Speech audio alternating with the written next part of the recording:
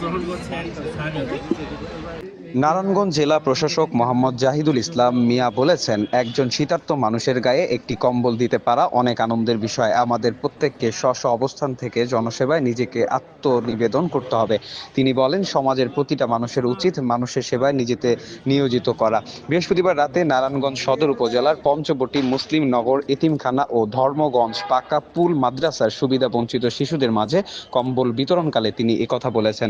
এ সময় উপস্থিত ছিলেন অতিরিক্ত জেলা প্রশাসক মোহাম্মদ সাকিব আল রাব্বি, অতিরিক্ত জেলা প্রশাসক রাজস্ব মোহাম্মদ জাহিদ হাসান সিদ্দিকী, সদর উপজেলা নির্বাহী অফিসার মোহাম্মদ জাফর সাদিক চৌধুরী, ফতুল্লা রাজস্ব সার্কেলের সহকারী কমিশনার মোহাম্মদ আসাদুজ্জামান নূর, সমাজসেবা অধিদপ্তরের উপপরিচালক মোহাম্মদ আসাদুজ্জামান, এনায়েতনগর ইউনিয়ন পরিষদের চেয়ারম্যান মোহাম্মদ আসাদুজ্জামান। দৈনিক নতুন বাংলার খবর, ঢাকা।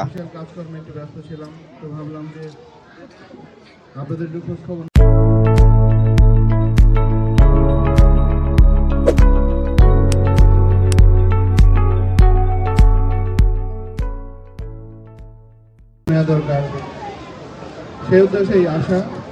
আর আপনারা যেহেতু আমাদের এই ছোট ছোট সোনামণিগুলোকে করার দায়িত্ব নিয়েছেন, যারা শিক্ষক সম্প্রদায় আছেন, আমি শুধু এতটুকু বলবো যে আপনারা এদেরকে গড়ে তুলবেন।